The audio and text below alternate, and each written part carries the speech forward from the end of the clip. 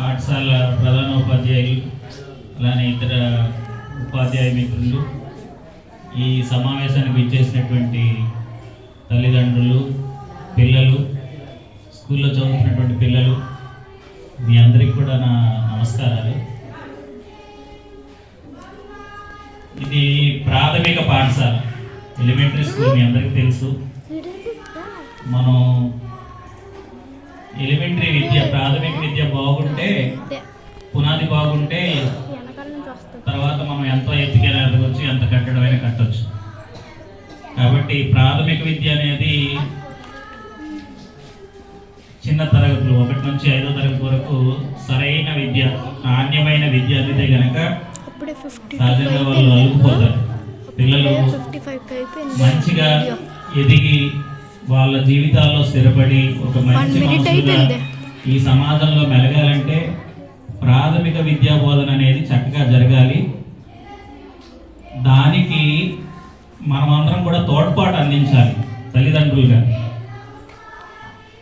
ఎందుకంటే ఇందాక మన పోరాట వారు చెప్పినట్లు, కృష్ణ గారు చెప్పారు కదా, ప్రస్తుత సమాజంలో మనకు ఈ డిస్ట్రాక్షన్స్ ఎక్కువ ఉన్నాయి. పిల్లల్ని కంట్రోల్ పెట్టడం అనేది చాలా వరకు మన చేతుల్లో లేదు. ఇప్పుడు మన చేతుల్లో దాటి పిల్లలు వివిధ రకాలైనటువంటి డిస్ట్రాక్షన్స్ గురవుతున్నారు.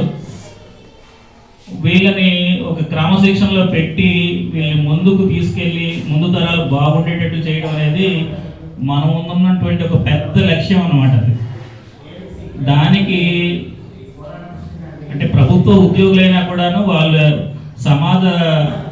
సమాజానికి ఎంతో సేవ చేస్తున్నటువంటి మన ఉపాధ్యాయులు మనం ఖచ్చితంగా మెచ్చుకోవాలి. ఎందుకంటే మన ఇంట్లో ఒక 2-3 పిల్లల్ని చూడటమే చాలా కష్టం.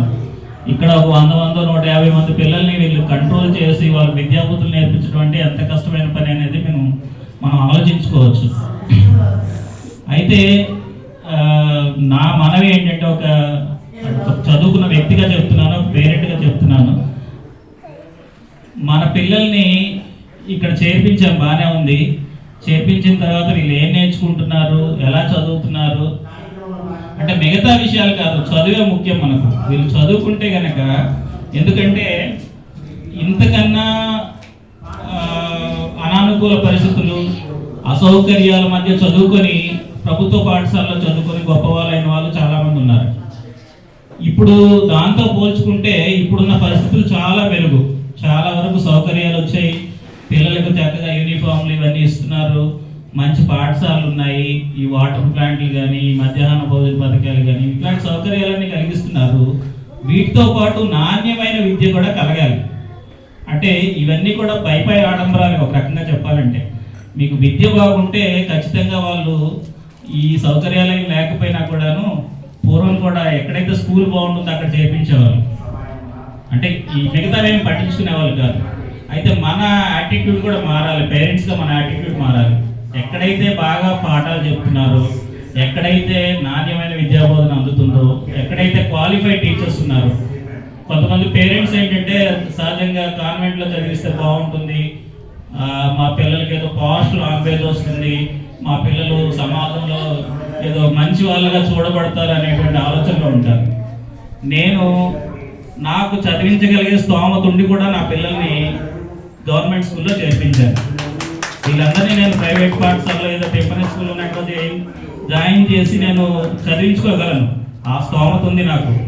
అయినా కూడా నేను ఒక ప్రభుత్వ పాఠశాలలో చదువుకొని, ప్రభుత్వ కళాశాలలో చదువుకొని సమాజంలో ఒక స్థాయికి చేరుకున్నాను.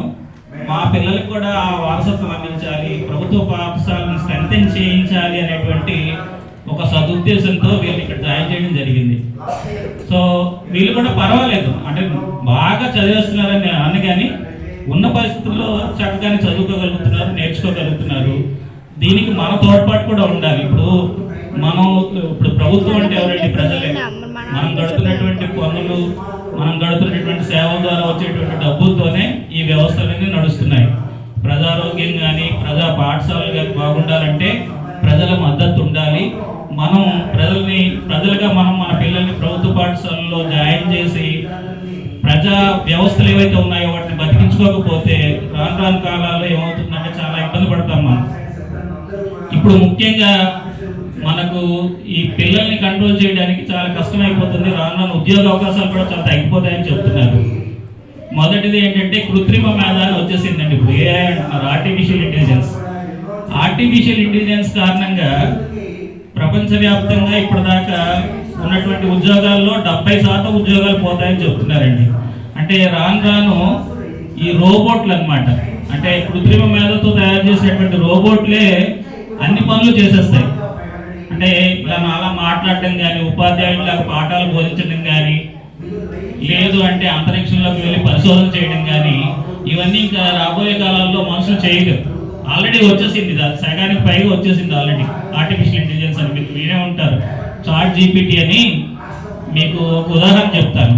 స్టాన్ఫోర్డ్ అనే ఒక పెద్ద యూనివర్సిటీ ఉంది. స్టాన్ఫోర్డ్లో MIT అంటారు, మిచిగాన్ స్టేట్ యూనివర్సిటీ అని. అక్కడ ఒక రోబోట్ అన్నమాట, ఒక రోబోట్ కంప్యూటర్ సైన్స్ పాఠాలు చెప్తుంది. అంటే ఉపాధ్యాయులు అవసరం లేదు, ప్రొఫెసర్లు అవసరం లేదు, సమాజంలో మనుషులు అవసరం లేని స్థితికి తీసుకెళ్తున్నారు. టెక్నాలజీ అంతగా డెవలప్ అయిపోయింది.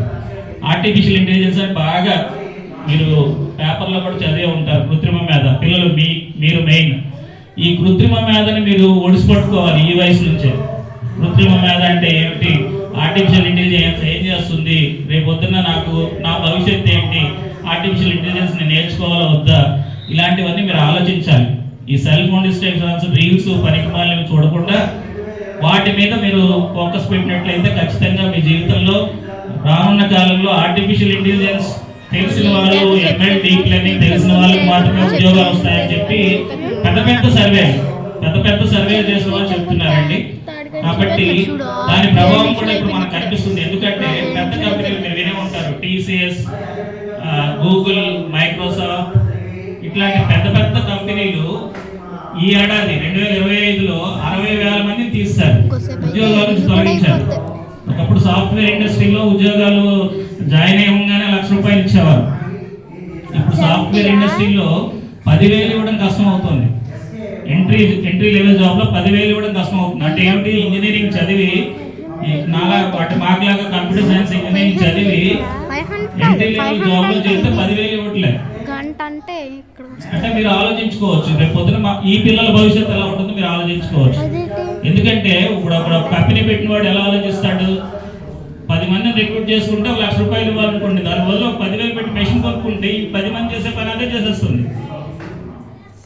ఏమండి, ప్రైవేట్ వ్యక్తులకు ఎలా ఉంటుంది, ప్రైవేట్ వ్యక్తులు ఎంతసేపు వాళ్ళ రాబడి వాళ్ళ లాభాలు చూసుకుంటారు తప్ప జనాలకు ఉపాధి కల్పించాలి, ప్రజలకు బాగు చేయాలనేటువంటి ఆలోచన ఉండదు.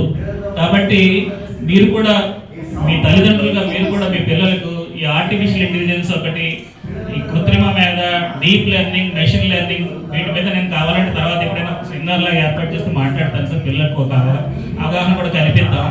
వీటి మీద ఫోకస్ చేయమనండి. పిల్లల్ని ఫోకస్ చేస్తే ఖచ్చితంగా వాళ్ళ భవిష్యత్తులో రేపు పొద్దున వాళ్ళకి బాగుంటుంది. ఆ విధంగా మనం మన తల్లిదండ్రుల తోడ్పాటు, ఉపాధ్యాయుల తోడ్పాటు ఉండాలని కోరుకుంటూ నాకు సదావకాశం ఇచ్చినటువంటి